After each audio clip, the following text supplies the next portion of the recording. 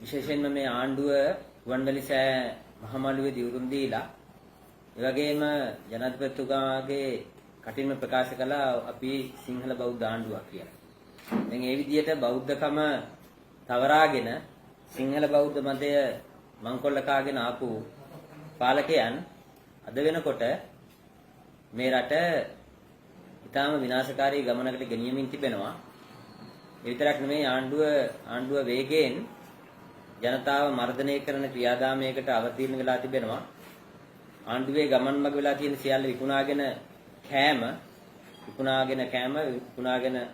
කමින් රට ඉතිරි ටිකක් විනාශ කිරීම ඒක ආණ්ඩුවට ලෙහෙසියෙන් කරන්න හම්බ වෙන්නේ නැහැ. ආණ්ඩුවට ඒක ලෙහෙසියෙන් කරන්න හම්බ වෙන්නේ නැති නිසා ආණ්ඩුවේකට මර්ධනය හැම දුෂ්ට පාලකයෙකුටම හැමදාම තිබෙන අවිය තමයි මර්ධන අවිය. හැබැයි ඒබඳු කිසිදු දුෂ්ට පාලකේ වැඩිකල් බලයේ හිටියේ නැහැ. ජනතාවගේ ජීවිත වලින් වන්දිකවන සිද්ධ වෙන එක තමයි. හැබැයි පාලකයන් හිතන ආකාරයට ඔවුන්ගේ රැස්වලු විහිදවාගෙන පාලන බලය ඉන්න හම්බ වෙන්නේ නැහැ. ඒ නිසා වර්තමාන මේ ද්විත්ව පුරවැසියන් සහිතව පාලනය කරන අපේ රටේ මේ පාලන තන්ත්‍රයක් මේ ආකාරයට ප්‍රජාතන්ත්‍ර විරෝධීව මර්ධනය සිය එකම අවිය කරගෙන කටයුතු සිද්ධ කරන්නට ගියොතින් ඔවුන්ගේ වීසා අලුත් කරගෙන ඉක්මනින් යන්න සූදානම් වෙන්න වෙයි කියන අනතුරත් සංඥාවත් අපි මේ වෙලාවේදී විශේෂයෙන්ම ඔවුන්ට ඉදිරිපත් කරන්න ඕන. මොකද මේ රට අපේ. නිසා දිවිපුදා හෝ රැකගෙන මේ රට ආරක්ෂා කරගන්නට ඕන. ඒ සඳහා කැපවෙන දේශප්‍රේමී ජනතාවක්, ධෛර්යවන්ත ජනතාවක් තාම මේ පොළේ ඉන්නවා. ඉතින් ඒ නිසා ආණ්ඩුවේ දිතපුරයන් තමන්ගේ වීසා ඉක්මනින් අලුත් කරගන්න එක හොඳයි කියලා අපිට කියන්න සිද්ධ වෙනවා. ආණ්ඩුවම සිද්ධ කරන මේ මර්ධනකාරී ක්‍රියාමාර්ග වේගවත් කරන්න හිතලා තියෙන ආකාරය දිහා බැලුවහම අද ජාතික භික්ෂු පෙරමුණ හැටියට මේ මාධ්‍ය සාකච්ඡාව විශේෂයෙන් කැඳවන්නේ ආණ්ඩුව සූදානම් වෙනවා හෙට පාර්ලිමේන්තුවට ඉදිරිපත් කරන්න ජෝන් කොතලාවල ජාතික ආරක්ෂක විශ්වවිද්‍යාල පනත මේ තියෙන එක මේ පනත හෙට පාර්ලිමේන්තුවට ඉදිරිපත් කරන්න සූදානම් වෙනවා. ආණ්ඩුව මේ පනත ගෙනාවේ ඉස්සෙල්ලාම කෙටුම්පතක් හැටියට මාර්තු මාසේ 26 වෙනිදා. 26 වෙනිදා ගෙනල්ලා මේක ආරක්ෂක අමාත්‍යාංශ කාර්ය සභාවේ ඉදිරිපත් කළා ජූනි මාසේ 22 වෙනිදා. මේ 5 වෙනිදා තිබුණු පක්ෂ නායක රැස්වීමට මේ පනත පිළිබඳ කාරණේ ඉදිරිපත් කළා. ඉතාම හදිසි 8 වෙනිදා ඔවුන් සූදානම් වෙනවා. ඒ කියන්නේ හෙට ඔවුන් සූදානම් වෙනවා මේක පාර්ලිමේන්තුවට ඉදිරිපත් කරන්න. ඉදිරිපත් කරනවා කියලා කියන්නේ පාර්ලිමේන්තුවට ඉදිරිපත් කරලා මේකට ඡන්ද විමසලා මේකට වළංගුභාවය ලබා දෙන්න මේක අනුමත කරන්න. ආණ්ඩුව මේ 8 වෙනිදාට පනත ඉදිරිපත් කරන එක දැන් ආණ්ඩුව මොකක් හරි නැකතකට සිද්ධ කරනවද කියලා බලන්න ඕනකම තියෙනවා. මේ දෙවෙනි එක. පළවෙනි එක ඉදිරිපත් කළේ අප්‍රේල් මාස 8 වෙනිදා. ඒ තමයි වරාය නගර පනත. පාර්ලිමේන්තුවට ගෙනාවේ 8 වෙනිදා. දැන් මේ අනිත් පනත. මේ කොතලාවල ආරක්ෂක විශ්වවිද්‍යාල පනත. මේක ගේන හදන්නේ 8 වෙනිදා. ආණ්ඩුව මොකක් හරි මේ 8 නැකතක් යොදාගෙන තියෙනවද දන්නේ නැහැ. හැබැයි අපි ආණ්ඩුවට කියනවා ආණ්ඩුව ඉක්මනින් අටපට්ටම් වෙන්න නම් ඉඩ තියෙනවා. මේව නිසා. එහෙම තමයි අපිට පේන්න තියෙන්නේ. ආණ්ඩුවට 8 වෙනිදා හොඳ නැකත් දිනයක් වෙන්න ඇති. මේ වගේ මේ ජාතිද්‍රෝහී, දේශද්‍රෝහී 50 සම්මත කරගන්න. හැබැයි මේ ගමන දිගට ආණ්ඩුවට යන්න හම්බෙන එකක් නෑ. ආණ්ඩුව අටපට්ටම් වෙන්න ඉඩ තියෙනවා. බොහොම ඉක්මනින්. එතකොට මේ පනතෙන් මොකද්ද කරන්න හදන්නේ? මේ පනතෙන් කරන්න හදන්නේ මෙතෙක් කාලයක් ආණ්ඩුව වලට. එහෙකට දෙයකට නෙමෙයි. UNP ආණ්ඩුව වලට, ශ්‍රී ලංකා ආණ්ඩුව වලට, පොදු ජන පෙරමුණු ආණ්ඩුව වලට මේ හැම එකටම මේ රටේ අවුරුදු 73ක් තිස්සේ පාලනය කරපු ආණ්ඩුව වලට විටින් විට කරගන්න උත්සාහ කරපු ඒත් කරගන්න බැරි වෙච්ච මේ රටේ නිදහස් අධ්‍යාපනය මුදලට අලෙවි කිරීම සඳහා, විකුණා ගැනීම සඳහා, අලෙවි කිරීම සඳහා මාර්ගය විවෘත කරගන්න මේ හදා. මේ ආණ්ඩුව ඊටාම පිළිකුල් සහගත ආණ්ඩුවක්. සියල්ල විකුණාගෙන කන තත්ත්වයටපත් වෙච්ච ආණ්ඩුවක්. ඒ නිසා වුන් එක පැත්තකින් බලනවා රටේ සම්පත්තික විකුණන්න, වරාය නගරේ, ඒ වගේම ජාති කුර්මයන් සහිත ගොඩනැගිලි සහිත පරිශ්‍රයන්, ඒ වගේම වන සම්පත, ඒ වගේම අධ්‍යාපනය මේ ආදී හැම එකක්ම ආණ්ඩුවට කිසිදු සංවර්ධන කාර්යයක් සිදු කරන්න බෑ. මේක අන්ත බෙලහීන ධනින් වැටුණු දුර්වල ආණ්ඩුවක්. නිසා ආණ්ඩුවට මේ විකුණාගෙන කනවා හැරෙන්න. ඒ වගේම තමන්ගේ ගජමිතුරන්ගේ ඒ අධික මුදල් පිපාසය පියවා ගැනීම සඳහා මාර්ගයන් විවෘත කර දෙනවා හැරෙන්න ආණ්ඩුවට කරන්නට වෙන කිසිවක් ඉතුරු වෙලා නැහැ. ඒ නිසා වුන් සූදානම් වෙනවා ඒ තමන්ගේ ගජමිතුරන්ගේ මුදල් කෑදරකම සංසිඳවන්න. ඒ වගේම ආණ්ඩුවේ පැවැත්ම ආරක්ෂා කර ගැනීම සඳහා මේ සියල්ල විකුණා ගැනීම දැමීම සඳහා ආණ්ඩුව සූදානම් වෙනවා. ඒකට ජනතාවට පාරට බහින්න තියෙන අයිතිය නැති කරලා. කැත ආණ්ඩුවක් මේක. කැත ආණ්ඩුවක්. මේ කොවිඩ් ආණ්ඩුව කිව්වේ කොහොමද? ආණ්ඩුව කොවිඩ් හැදෙනකොට පළවෙනි රැල්ලේ ආණ්ඩුව ඉදිරිපත් වුණා මේක මර්ධනය කරන්න. හැබැයි ටික දවසක් ගියාට පස්සේ ආණ්ඩුවේ සටන් පාඨය වුණේ කොවිඩ් මර්ධනය නෙමෙයි කොවිඩ් සමග ජීවිතයක්. ඒ කොවිඩ් සමග ජීවිතයක් කියලා ගෙනාවේ ඇයි කියලා දැන් හොඳට තේරෙනවා. ආණ්ඩුව කොවිඩ් මර්ධනය කරන්නේ නැහැ. ආණ්ඩුව කොවිඩ් මර්ධනය කරන්නේ නැතුව කොවිඩ් ජනතා මර්ධනය සඳහා යොදා ගන්නවා. දැන් මේ පේන්න තියෙන්නේ ඒක. ඒක හැබැයි ආණ්ඩුවට වැඩි කල් කරන්න හම්බ වෙන එකක් නැහැ. දැන් කොවිඩ් කියන කාරණාව මේ ජනතාවට මායя එන ගමන වළක්වන වෙනුවට ජනතාවට මායя සමග ඉන්න කියලා ආණ්ඩුව මේ සියලු කැතකම් ක්‍රියාවට නගා ගන්නවා. කොවිඩ් එක පාවිච්චි කළා තමයි ආණ්ඩුව ගෙනාවේ වරාය පනත. කොවිඩ් එක පාවිච්චි කළා තමයි මේ පනත ගේන්න හදන්නේ. කොවිඩ් පාවිච්චි කළා තමයි මේ පොහොර ආණ්ඩුවේ තීන්දුවක් වෙච්ච මේ පොහොර නතර කිරීම සම්බන්ධව. කාරණේට ජනතාව පාරට බහින එක වළක්වන්නට සියලු උද්ඝෝෂණ නතර කරන්න කියලා ක්‍රියාමාර්ග අරගෙන තියෙන්නේ. මේ හැම එකටම පාවිච්චි කරන්නේ කොවිඩ්. කෝකටත් අයිල වගේ. නිසා කොවිඩ් සමග ජීවත් වෙන්න කියලා ආණ්ඩුව කිව්වේ ඇයි කියලා දැන් හොඳට තේරෙනවා. නිසා ආණ්ඩුව කොවිඩ් සමග ජීවත් වෙන්න කිව්වට ජනතාව මං හිතන්නේ නෑ ආණ්ඩුවේ පදයට නටලා නිස්සබ්ද විඳී කියලා. දැනුත් රට පුරා හැමතැනම අද මේ වෙනකොට දැන් මේ ආණ්ඩුව ඊයේ තීන්දුවක් කරගත්තා සියලුම උද්ඝෝෂණ නතර කරන්න නීති විරෝධී හැටියට සලකන්න. එතකොට ඒ යටතේ ක්‍රියාමාර්ග ගන්න අය අත්අඩංගුවට ගන්න. ඒ වගේම බන්ධනාගාරගත කරන්න. ඔවුන්ට නීතිය ක්‍රියාත්මක කරන්න ආණ්ඩුව සූදානම් වෙනවා. හැබැයි ආණ්ඩුවට බැරි වෙයි ඒක ওই තරම් ඉක්මනින් පාලනය කරන්න.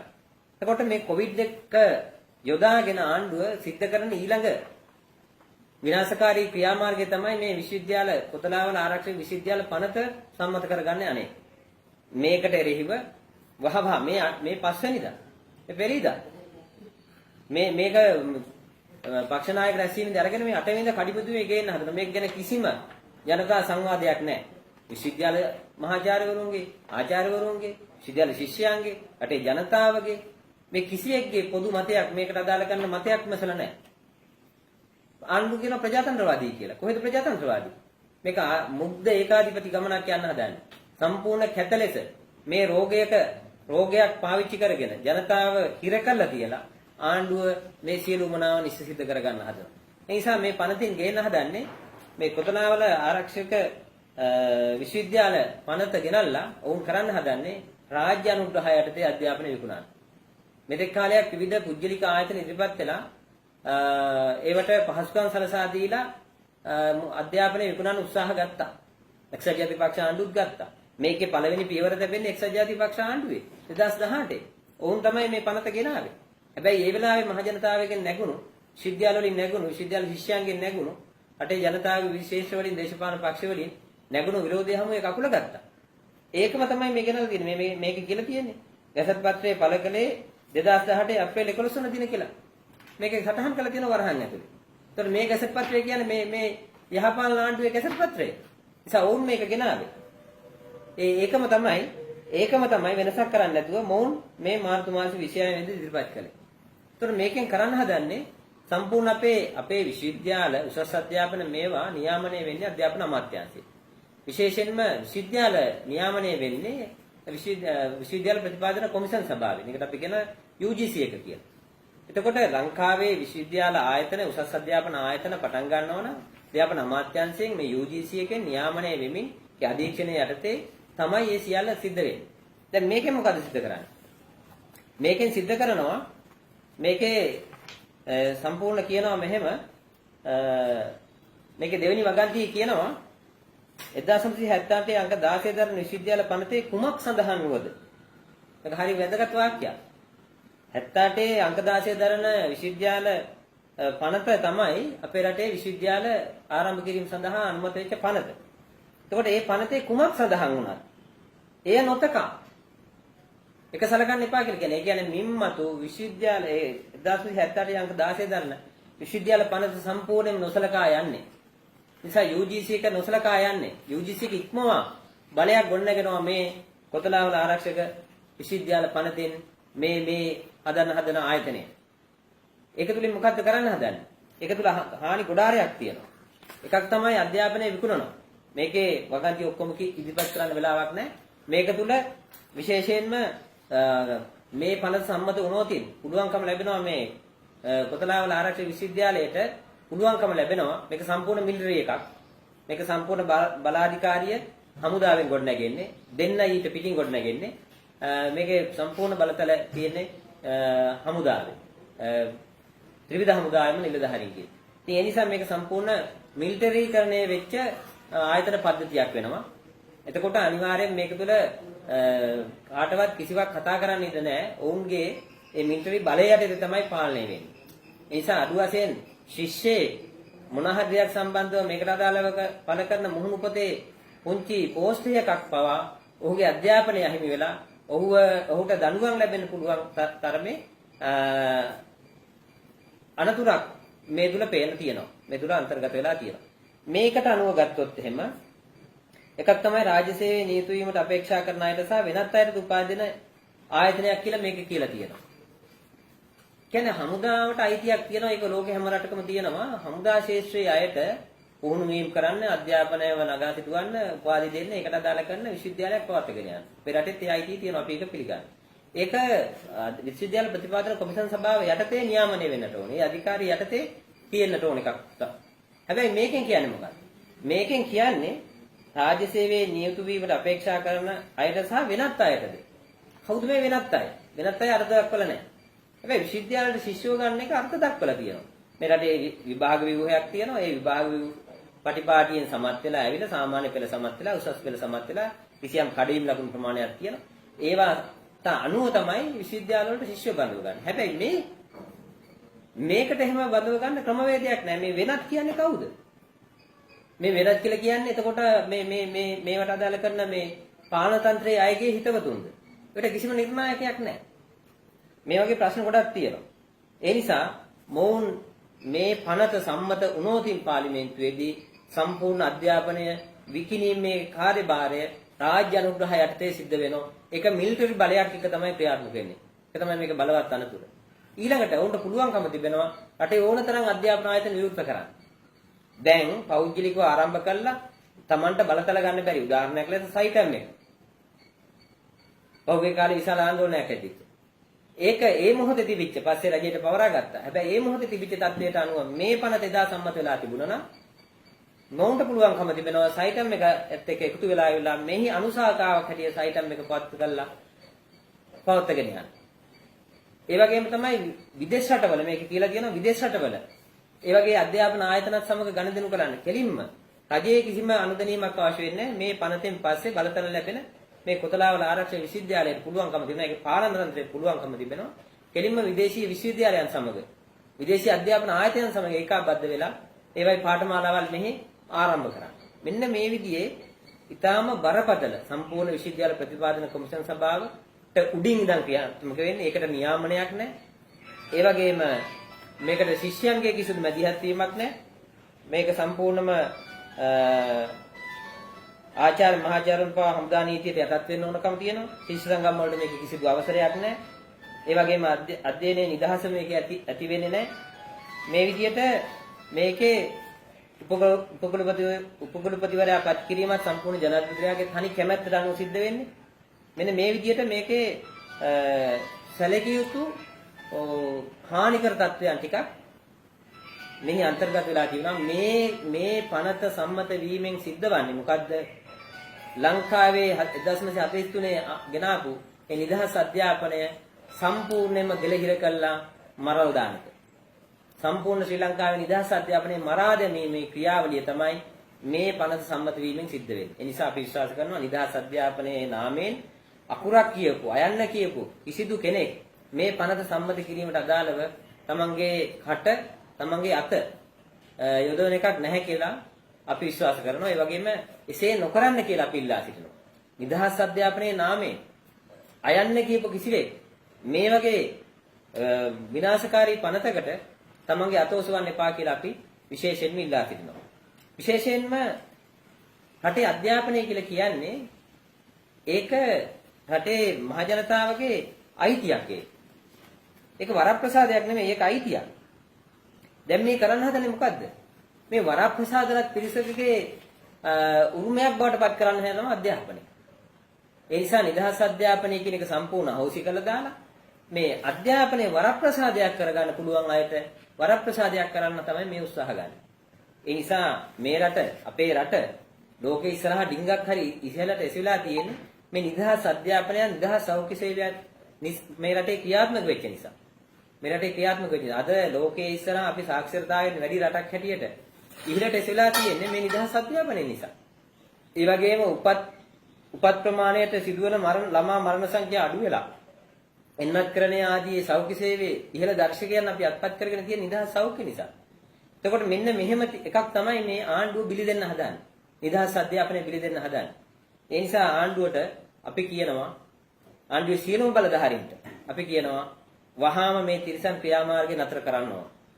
මේක නතර කරේ නැත්නම් විශ්වවිද්‍යාල ශිෂ්‍යයන්, ආචාර්යවරුන්, ඒ ශිෂ්‍යයන්ගේ දෙමාපියන් නිදහස් අධ්‍යාපනය අනුමත කරන හැම කෙනාම ගිහි පැවිදි ආගමික ભેදයකින් තොරව, ස්ත්‍රී පුරුෂ ભેදයකින් තොරව මේකට අදාළ විරෝධ ක්‍රියාමාර්ගය හෙට දවසේ කුළු ගැන්වෙනවා, ගිනි ඇවිලෙනවා. ආණ්ඩුව ඒකට කොවිඩ් පාවිච්චි කළා ගේන අනපනත් වලින් මර්ධනය කරන්න බැරි වෙනවායි කියන බවත් අපි ආණ්ඩුවට කියන්න ඕනකම තිබෙනවා. ඒ නිසා ආණ්ඩුව වහාම මේ පනත අකුල ගන්න ඕන. වහාම ආණ්ඩුව මේ පනත අකුල ගන්න ඕන. ආණ්ඩුවට මේව කරන්න බැන්න නම් ආණ්ඩුව මේව දමලා යන්න ඕන. ඒ නිසා මේ සාලෙස මිනිස්සුන්ට මහ ජනතාවට වද දෙන, මහ ජනතාවගේ ජීවිත බිලිගන්න සූදානම් වෙන මග විවෘත කරන ප්‍රජාතන්ත්‍රවාදයට ගිනිදල් අකුලා දමන, මාධ්‍ය මර්ධනය කරන, රටේ මහ ජනතාවගේ සාමකාමී පැවැත්ම නැති කළ දාන මේ වගේ දූෂිත ආණ්ඩු කරගෙන යන්න බැරි පාලකයෝ අපි කියනවා වහාම බහැලා යන්න කියලා.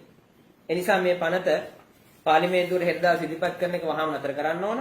මේක පාර්ලිමේන්තුවේදී කතා කරලා සම්මත කරන්න යනවා නම් අපි කියනවා ජාතික භික්ෂු ප්‍රමුඛ හැටියට කිසිදු නිදහස් අධ්‍යාපන නාමයෙන් අයන්න කියපු කෙනෙක් පාර්ලිමේන්තුවේ ඉන්නවනම් මේකට අතොසවන්න එපා කියලා අපි විශේෂයෙන් කියා සිටිනවා. ඒ වගේම ඒ විතරක් නෙමෙයි දැන් මේ ආණ්ඩුව ඉතා වේගයෙන් ප්‍රජාතන්ත්‍රවාදී අකුලා දමන ක්‍රියාමාර්ගයට යමින් තියෙනවා. විශේෂයෙන්ම මේ වෙනකොට අද වෙනකොට ආණ්ඩුව සූදානම් වෙලා තියෙනවා මාධ්‍ය මර්ධනයකට ලොකු පියවරක් තබන්න. අපි කොහොමත් කල්පනා කරමින් හිටියා ආණ්ඩුව මේ ලෙස මේ ජනතාවගේ පැත්තේ හිටගෙන ඉන්න මාධ්‍යයන්ට වැඩි කල යන්න දෙන එකක් නැති වෙයි කියලා. මොකද අපිට ආණ්ඩුවේ ගමන් මඟ පිළිබඳව තේරෙන නිසා. අන්න දැන් මේක ආණ්ඩුව ක්‍රියාවට නගන්න පටන් අරගෙන තියෙනවා. විශේෂයෙන්ම සිරස ආයතනය. ආණ්ඩුවට දැන් මහා විසරදයක් වෙලා තියෙනවා. ඒ නිසා සිරස ආයතනය තමයි අද රටේ මේ ජනතාවගේ දැවෙන ප්‍රශ්න සොයාගෙන ගිහිල්ලා ඔවුන්ගේ හඬින්ම රට හමුවේ සමාජෙට ඉදිරිපත් කළා මේ වගේ දැවෙන ප්‍රශ්න මේ රටේ මිනිස්සු තුල තියෙනවා කියලා. ආණ්ඩුව මේ වහගෙන යන ආණ්ඩුව මේ සංගවාගෙන යන ජනතාවගේ මහා දැවැන්ත ප්‍රශ්න ප්‍රජාතන්ත්‍රවාදයේ අහිමිවීමද, පෝර අහිමිවීමද, ජීවත් වෙන්න බැරිකමද, අලි ප්‍රශ්නද, කැලෑ කැපීමද, මේ වගේම විදේශීය විවිධ සමාගම්, විදේශීය විවිධ පුජ්‍යලයන් පැමිණිලා මේ රටේ සිද්ධ කරන විවිධ කැණීම් ආදී නොයෙක් දේවල් මේ ආණ්ඩුව වසාගෙන යන සියලු මේ රටට සිද්ධ කරන අපරාධයන් සම්බන්ධව රටට කියන ප්‍රධාන ආයතනයක් හැටියට අපි දකින වර්තමානයේ සිරස ආයතනය. ඒ නිසා අද රටේ මහා ජනතාවගෙන් වැඩි ප්‍රමාණයක් යම් සත්‍යවාදී ප්‍රවෘත්තියක් බැරීම සඳහා සිරස තමයි බලන්නේ. සිරස තමයි අහුම්කම් දෙන්නේ. ඉතින් එවැනි පරිපිසාවක් තුල ආණ්ඩුව අද තා සැලසුම් සහගතව සිරස මර්ධනය කිරීමෙන් පටන් අරගෙන ආණ්ඩුවේ හොරණ ඇරුණුකොට ආණ්ඩුවට එහි සියලු මාධ්‍ය මර්ධනය කිරීම සඳහා සූදානම් වෙනවා. නිසා මේ මේ ඉවර වෙන ආණ්ඩුව හැමදාම මේ ක්‍රීඩාව කළා තියෙනවා. මේ මාධ්‍ය දඩයන් කරන ඒවා, ජනතාවට මර්ධනය කියන ඒවා, මේ ආදී දේවල් මේ ඉක්මනින් ආයුෂ අවසන් වෙන ආණ්ඩුව. මේ ආණ්ඩුවට අවුරුදු 2කමාරකට පොඩ්ඩයි වැඩි. ඒ නිසා මේ ආණ්ඩුව අවුරුදු 5කට කලින් ආයුෂ ඉවර කරගන්න මේ හදන්නේ. නිසා ආයුෂ ඉවර කරගත්ත ආණ්ඩුව වල අපට අත්දැකීම තමයි ලෝකෙත් ලංකාවේ මේ ක්‍රමයට තමයි යන්නේ. ප්‍රජාතන්ත්‍රවාදී අකුලා දමනවා, ජනතාවට මර්ධනය කියනවා. ඒ වගේම මාධ්‍ය ආයතන වලට මර්ධනය කියනවා. ඒවා තුලින්ම ආණ්ඩුව තමන්ගේ ආයු කාලය අවසන් කර ගන්නවා. මේ ආයුෂ අවසන් කර ගැනීම සඳහා යන ආණ්ඩුවක් බව අපිට මේමයි හොඳට පේනවා. අපි කියනවා ආණ්ඩුවේ ගෝඨාභය මහත්තයාට අනුශාසනා කළානේ අස්ගිරි පාර්ශ්වයේ අනුනායක හාමුදුර කෙනෙක් වේන්ද්‍ර උපාලි කියලා හිට්ලර් කෙනෙක් හරි වෙන්න කියලා. අපි දැන් උපාලි හාමුදුරගෙනුත් අහනවා දැන් බලාගෙන ඉන්න උන්වහන්සේගේ අනුශාසනා පරිදි මෙන්න මේ රුවන්වැලි සෑයේ දිවුරුන් දීලා ආපු මහා බෞද්ධ උපාසකයා හිට්ලර් කෙනෙක් වෙන්න හදන හැටි. ඊයේ අපේ ජාතික භික්ෂු පෙරමුණේ බදුල්ල නියෝජනය කරන අපේ විධායක සභාව නියෝජනය කරන වීරකටි අනුරුද්ධ හාමුදුරුවෝ අද එහෙ අත්අඩංගුවට අරගත්තා නීතිය ක්‍රියාත්මක කළා. මොකටද? Tamanට දන් දෙන ජනතාවගේ හෙට දවසේ ජීවිතය පිළිබඳ ප්‍රශ්නට උන්වහන්සේ ගියා කියලා. අද මුතුරාජ වෙල ඒ වටිනා මහා තෙත්බිම තමන්ගේ හෙන්චයන්ට ඕන හැටියට ව්‍යාපාර කරන්න ඒක දෙන්න හදන ඒ ජනතාද්‍රෝහී ක්‍රියාමාර්ග කෙරෙහිව දැන් කාලයක් තිස්සේ විශාල විරෝධයන් ගොඩනගෙනවා. අද ඒකට විශාල මහජන විරෝධයක් ගොඩනැගුණා. එතෙන්ද කියපු ගම්පහ දිස්ත්‍රික්කයේ අපේ ජාතික භික්ෂු පෙරමුණේ විධායක සභාවේ ඉන්න ගම්පහ දිස්ත්‍රික්කේ ඉන්න හාමුදුරුවෝ අතන යන විජිත හාමුදුරුවන්ට අද පොලිසියෙන් පහර දීලා. අද මේ වෙනකොට උන්වහන්සේ ඉන්නේ රාගම රෝහලේ. නිසා මෙන්න මේ විදිහට ආණ්ඩුව සූදානම් වෙනවා භික්ෂුන් වහන්සේගේ ලේ සොලවලා භික්ෂුන් වහන්සේගේ ආශිර්වාදයෙන් ආපු ආණ්ඩුව. වේන්ද්‍ර උපාලි හාමුදුරුවෝ ආශිර්වාද කරපු ආණ්ඩුව. අපි කියනවා ආණ්ඩුවන්ට බලන්න දැන් හොඳද කියලා වහන්සේට සතුටු වෙයිද කියලාත් අපි අහනවා. ඉතින් ඒ නිසා මේ ආණ්ඩුව දැන් සූදානම් වෙලා තියෙනවා ලහිලහියේ තමන්ගේ ආශිර්වාද කරගන්න. එක පැත්තකින් ප්‍රජාතන්ත්‍රවාදී අයිතිය උදෙසා අරගල කරන අයට මර්ධනය කියනවා. මර්ධන නීති සම්මත කරනවා. ඒව ක්‍රියාත්මක කරන්න හදනවා. ඒ වගේම පහර දෙනවා. හිත අනිද්ද වෙනකොට වෙඩි තියන්න ජීවිත නැති කරන්න සූදානම් මේ මර්ධනකාරී අනපනත් සම්මත කරගන්නවා. නිසා ආණ්ඩුව ඉතා වේගයෙන් ලහිලහියේ තමන්ගේ ආශි ඉවර කර ගැනීමේ ගමනට යන්න හදනවා. නිසා අපි ආණ්ඩුවට කියනවා තමන්ගේ ආශි ඉවර කරගන්න. තමන්ගේ ආශි ඉවර කරගන්න. අපි කියනවා ඔව් අපි බොහොම සූදානම්ින් ඉන්නේ බලාපොරොත්තු වෙමින් ඉන්නේ මේ ආණ්ඩුවට ඉක්මනින් අනිච්චාවත සංඛාරා කියන්න.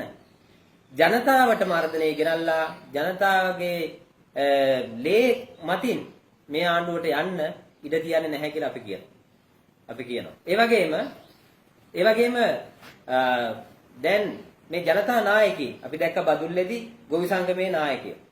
ඒ වගේම බදුල්ලේ ජනතාවගේ මහා හඬක් වෙච්ච සමන්ත විද්‍යාරත්න මහත්තයා පාර්ලිමේන්තු මන්ත්‍රීතුමා. දැන් අද මුතුරාජවලදී ලංකා ගුරු සේවා සංගමේ ලේකම් මහින්ද ජයසිංහ මහත්තයාත් අනුර අරගෙන තියෙනවා. දැන් මේ විදිහට ආණ්ඩුව මේ ජනතාවට මූලිකත්වය දෙන නායකත්වය දෙන අය මර්ධනය කරන්න ගෙන යන ක්‍රියාදාමයක් ආණ්ඩුව ආරම්භ කළා තියෙනවා. හෙට අනිද්ද මේක තවත් වැඩි වෙයි. කමක් නැහැ. ආණ්ඩුව ඊයේ නීතියක් ගෙනාවේ මෙන්න මේක නිසා තමයි මේ 50 පාර්ලිමේන්තුවට ගෙනකොට ජනතාව මේවට නිහඬ වෙන්නේ නැහැ. ඊයේ රාත්‍රියේ අපි විශ්වවිද්‍යාල ආචාර්යවරුන්ගේ සංගමය, ඒ වගේම විශ්වවිද්‍යාල අන්තර් විශ්වවිද්‍යාල ශිෂ්‍ය බල මණ්ඩලය, ඒ වගේම වෛද්‍ය පීඨ ශිෂ්‍ය ක්‍රියාකාරී කමිටුව, වෛද්‍ය පීඨ ශිෂ්‍ය ක්‍රියාකාරී කමිටුවේ දෙමාපිය කමිටුව, ඒ වගේම මේ රටේ විවිධ වෘත්තීය සමිති සහිතව ඊයේ රාත්‍රී කාලේ පැය ගණනාවක විශාල සාකච්ඡාවක් අපි අන්තර්ජාලය තුලින් සිද්ධ කළා මේ පනත පරාජය කිරීමට අදාළ කරන ක්‍රියාමාර්ගයන් සම්බන්ධව. ඒ නිසා ආණ්ඩුව මේ කොවිඩ් පනත පාවිච්චි කළා ජනතාවට හොරෙන් මේවා ඉතා වේගයෙන් ගෙන යනවා. ජනතාවට මේකට අදාළ කරන විරෝධයවත් පාන්න ඉඩ තියන්නේ නැතුව. ඒ නිසා අපි සියලු වෘත්තීය සමිති විවිධ සමිති සමාගම් රාශියක් මේ පනත පරාජය කිරීමට අදාළව සාකච්ඡාවට ගණනාවක් සිදු කළා. ඊ රාත්‍රිත් එහෙම සාල සාකච්ඡාවක් සිදු කළා.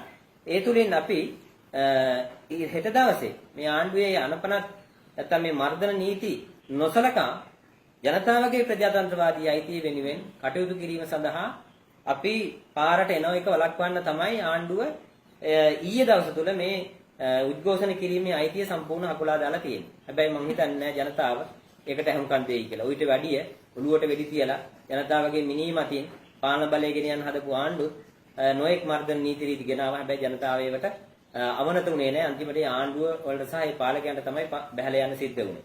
ඉතින් ඒ නිසා අපි ආණ්ඩුවට කියනවා කරුණාකරලා මේ යන මුග්ධ ගමන නතර කරන්න ඕන. ඒ වගේම මේ වගේ මේ රටට හානි කර අධ්‍යාපනයේ මලගම කැන්දෙන විනාශකාරී පනත් මේ එකක් විතරයි. ඒ නිසා මේ වගේ පනත් ගේන එක සම්පූර්ණ නතර කරන්නට ඕන. ආණ්ඩුවට ජනතාව පාලනය කරගෙන ජනතාවට නිසි පාලනය රටේ ජනතාව සුඛිත මුදිත කිරීමේ හැකියාව ආණ්ඩුවට නැත්තම් ආණ්ඩුව බැහැලා යන්න කියලා අපි කියනවා. ආණ්ඩුව බැහැලා යන්න කියලා අපි කියනවා. අපි හැමෝටම ඒ වගේම හෙට දවසේ බැසිල් රාජපක්ෂ මහත්මයා පාර්ලිමේන්තුවට එනවා. ඔව් දැන් මේ විශාල අනබරයක් යවනවා.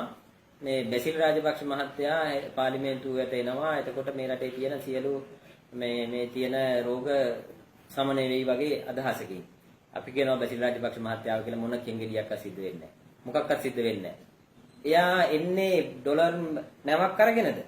ලංකාවේ විශාල මේ ලංකාව ගිලා බහින තරමේ මහා ණය කන්දරාවකට යට වෙලා තියෙන්නේ. මේකෙන් අරගෙන බැසිල් රාජපක්ෂ මහත්තයා මොන විද්‍යාකාරයේද? එයාට ඉල පුළුවන් මෙන්න මේ જાතිය වැඩ කරන්න. මේ જાතිය වැඩ කරන්න පුළුවන්.